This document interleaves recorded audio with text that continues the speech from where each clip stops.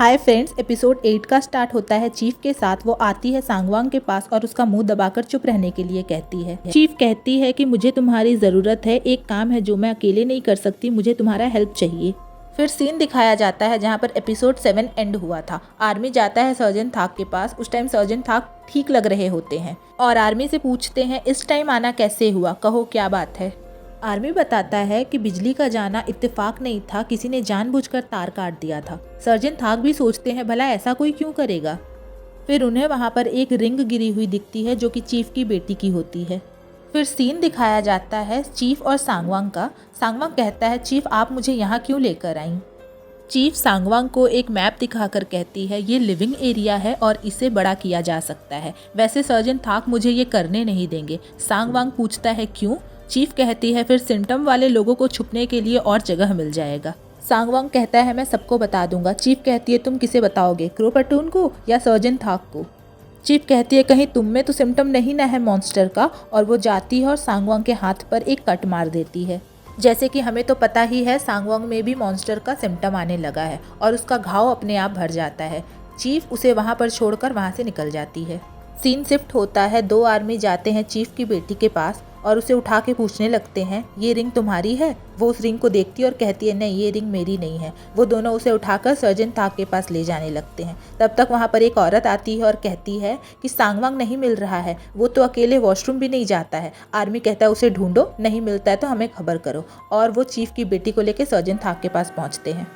फिर सीन दिखाया जाता है चीफ वहाँ पर कुछ काम कर रही होती है और सर्जन थाक पहुँचते हैं और कहते हैं बड़ी देर रात तक आप काम कर रही हैं। चीफ कहती हैं हाँ मैं तो करती ही हूँ। चीफ सर्जन से कहती है आज जो कुछ भी हुआ उसका रिस्पॉन्सिबल तुम मुझे मान रहे हो। सर्जन थाक कहते हैं वो तो पता चल ही जाएगा। फिर दोनों आर्मी चीफ की बेटी को लेकर वहीं पर पहुँच जाते हैं।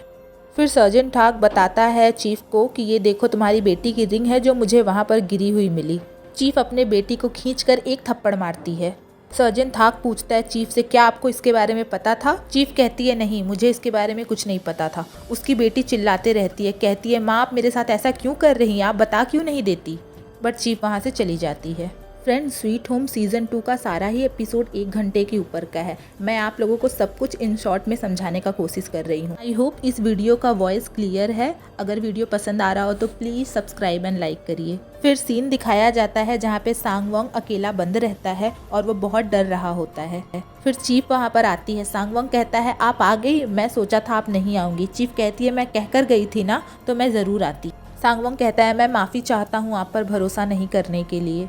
फिर चीफ उसे कहीं ले जाती है सीढ़ियों से, शायद वो अंडरग्राउंड था, और उसे वहाँ से धक्का मारकर निकलने लगती है। सांगवांग रोने लगता है, कहता है आप जो बोलेंगी मैं वो करूँगा, और वो ऊपर चली जाती है। मतलब चीफ ऊपर चली जाती है और जाकर गेट बंद कर लेती है। सांगवांग वहाँ पर रोता है, चिल्लाता है और कहता है आप जो बोलती मैं वो करता, मैं किसी का नुकसान नहीं पहुँचाता। बट चीफ गेट बंद कर कर वहाँ पर खड़ी रहती है और दरवाजे पर कान लगाए हुए रहती है।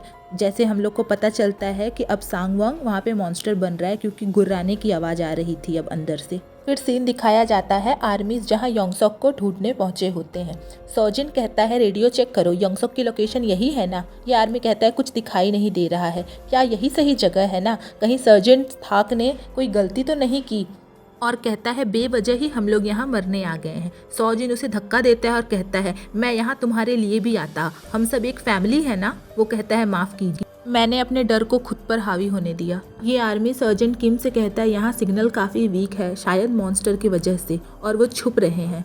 सर्जन किम कहता है पहले हम रिसर्च लैब में जंगयंग और उसके साथी को ढूंढेंगे, फिर योंगसोक को ढूंढेंगे। ये आर्मी पूछता है डॉक्टर लिन को अकेले छोड़ना सही होगा क्या। सर्जन किम कहते हैं मैंने उन्हें वार्न किया था, अगर उन्हें कोई भी खतरा महसूस होगा तो वो हमें इन्फॉर्म करेंगे। इधर सर्जन और उसका साथी आगे बढ़ता है, उन्हें तरह तरह की आवाज़ सुनाई देती है। फिर वो आगे बढ़कर देखते हैं तो वहाँ पे बहुत सारे आदमी मॉन्स्टर बन चुके होते हैं और वो हरकत ज़ॉम्बीज़ वाला करते रहते हैं। सर्जन अपने फ्रेंड से कहता है तुम कुछ नोटिस किए, इन मॉन्स्टर को इन मॉन्स्टर से अलग रखा गया है।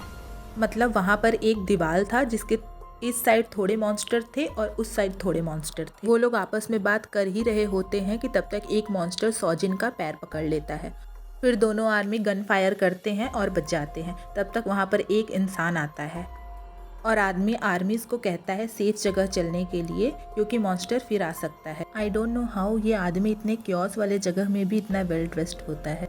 इधर सर्जेंट किम और ये आर्मी रिसर्च लैब में सर्च कर रहे थे। सर्जेंट किम कहते हैं अच्छे से सर्च करो, शायद कुछ मिल जाए। फिर सीन दिखाया जाता है, डॉक्टर लिन आराम से उस मॉन्स्टर के नीचे बैठकर कह रहे होते हैं, तुम्हारी भी फैमिली रही होगी ना, तुम भी हम में से ही हो, तुम मॉन्स्टर बन गए और मैं इंसान रह गया। अच्छा बताओ मॉन्स्टर बनकर कैसा लगता है, बट जब तक मैं मॉन्स्टर नहीं बनेगा मुझे तो समझ नहीं आएगा। फिर इधर सॉकचन सर्जेंट किम से पूछता है कि अगर जिसे हम ढूंढ रहे हैं वो मॉन्स्टर हुआ तो मैं क्या करूँगा, मैं क्या उसे मार दूंगा। तो सर्जेंट किम कहते हैं मैं ये परमिशन दे रहा हूँ तुम्हें जो ठीक लगे तुम वही करना। फिर तब तक उन्हें अलमारी में से एक आवाज़ सुनाई देता है और वो रेडी हो जाते हैं शूट करने के लिए। फिर वो उसके पास पहुंचते हैं तो देखते हैं वहाँ एक लड़की रहती है जो अलमारी में से धीरे से निकलती है। वो उससे पूछते हैं तुम डरो मत, तुम इंसान ही हो। तो वो सर हिला के हाँ में जवाब देती है। फिर उसे वो बाहर निकालते हैं, शायद उसे ठंड लग रही होती है तो सॉकचन अपना कोट निकाल कर देता है। सर्जेंट किम उसे मना करते हैं तो सॉकचन कहता है सर मैं वही कर रहा हूँ जो मुझे ठीक लग रहा है। फिर लड़की पूछती है क्या आप लोग आर्मी हैं?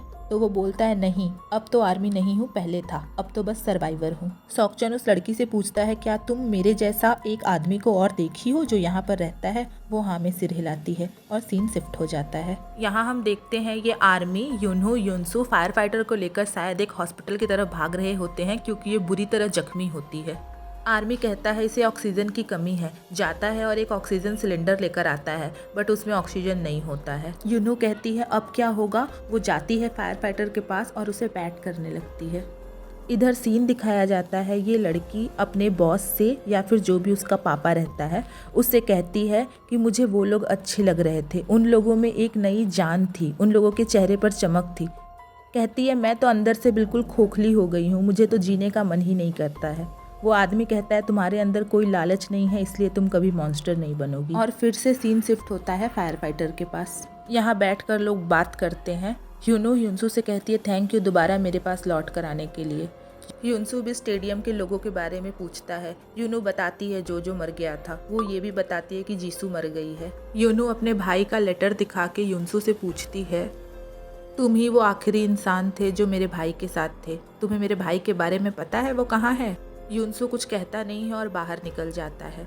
ये आर्मी युनसू से पूछता है मैं एक बात पूछूं तुमसे, क्या तुम वही हो जिसे युनहू बहुत बेसब्री से खोज रही थी? युनसू बोलता है मैं वो नहीं हूँ, वो कोई और है।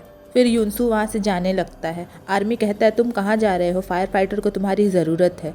युनसू कहता है कि मैं उसे लाने जा रहा हूँ जिससे फायर फाइटर आखिरी बार मिलना चाहती है और वो उस लड़की को ले आने चला जाता है। युनसू इस छोटी सी लड़की से कहता है तुम्हारी माँ तुमसे आखिरी बार मिलना चाहती है। पहले तो वो रेडी नहीं होती है, फिर वो चलने के लिए मान जाती है और युनसू का हाथ पकड़कर चल देती है। युनसू फायर फाइटर की बेटी को लेकर आता है। आर्मी को और युनहो को बाहर जाने के लिए कहता है।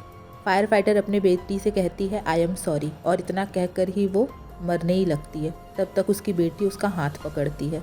दोस्तों हमें यहाँ पता है कि इसके हाथ पकड़ने से लोग मॉन्स्टर बन जाते हैं। वो लड़की बाहर निकलती है। युनसू उसे कहता है तुम्हें अपनी माँ के साथ थोड़ी देर और रहना चाहिए था। वो कहती है आप रोना बंद करिए, उन्हें कुछ नहीं होगा, और वो चली जाती है। तब तक हम वहाँ से आवाज़ सुनते हैं फायर फाइटर का। वो बेड से नीचे गिर जाती है और हम पूरे सीज़न में पहली बार युनसू को ऐसे फूट फूट कर रोते हुए देखते हैं।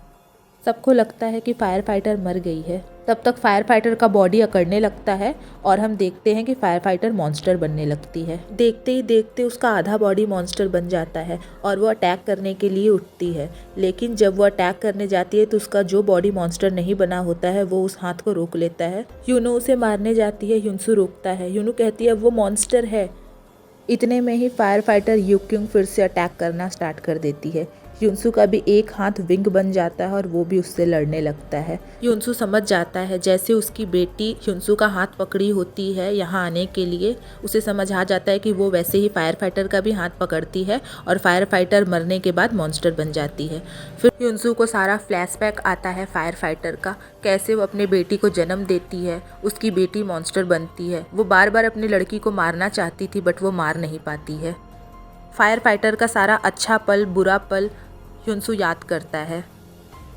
युनसू के फ्लैशबैक में ही दिखाया जाता है। युनसू कहता है मैं देख सकता हूँ मॉन्स्टर बनने के बाद वो क्या करते हैं। वे खुश हैं, बट वो यूक्यूंग को कहता है कि वो वहाँ पर खुश नहीं है और शायद युनसू से इस लड़ाई में फायर फाइटर मर जाती है और युनसू वहाँ पर फूट फूट कर रो रहा होता है। फिर दिखाया जाता है युनसू बेहोश पड़ा हुआ रहता है।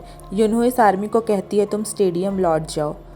आर्मी कहता है तुम्हारे पास कोई मैसेज है स्टेडियम वालों को देने के लिए। यूनो कहती है नहीं और वो हाथ मिलाकर चला जाता है। फिर सीन इस आदमी के पास आता है। ये आदमी गाड़ी से उतरकर पता नहीं क्यों नीचे गिर जाता है। ये लड़की उठाकर उसे घर में रखती है, जो घर उनके गाड़ी के पीछे होता है, और वो खुद ड्राइव करने लगती है और वो बहुत खुश होती है ड्राइव करके। फिर सीन दिखाया जाता है ये लड़की दोनों आर्मी को लेके योंगसक के पास जाती है। फिर हम देखते हैं वहाँ पे योंगसक बंद रहता है और सर्जेंट किम कहता है गेट खोलने के लिए। वो लड़की कहती है मैं ये गेट नहीं खोल सकती।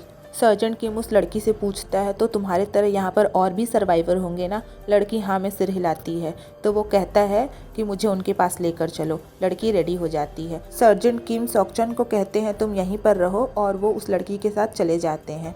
सॉकचन वहाँ पर योंगसक के साथ रहता है। वो योंगसक से पूछता है तुम ठीक हो ना। फिर इधर दिखाया जाता है सर्जेंट किम उस लड़की को लेकर पहुंचते हैं। लड़की उसे उस सर्वाइवर के पास लेकर पहुंचती है। इधर डॉक्टर लिन इस मॉन्स्टर के नीचे बैठे हुए रहते हैं। उन्हें किसी के आने की आवाज़ सुनाई देती है। वो उठ खड़े होते हैं, बट वो आदमी आता है और लिन को देखकर उधर से चला जाता है। लिन भी उसके पीछे पीछे जाता है। इधर दिखाया जाता है चॉकसन कहता है तुम्हारी गर्लफ्रेंड तुम्हें याद करती है योंगसक। योंगसक उसे दवा देता है और कहता है इसे लेकर यहाँ से चले जाओ, तुम मत रुको, यहाँ पर चले जाओ। दवा से हमें पता चलता है उसकी गर्लफ्रेंड को एड्स होता है। चॉकसन कहता है हम लोग यहाँ से तुम्हें लेकर जाएंगे और सर्जेंट किम तुम्हारे ऊपर कभी गिव अप नहीं करेंगे।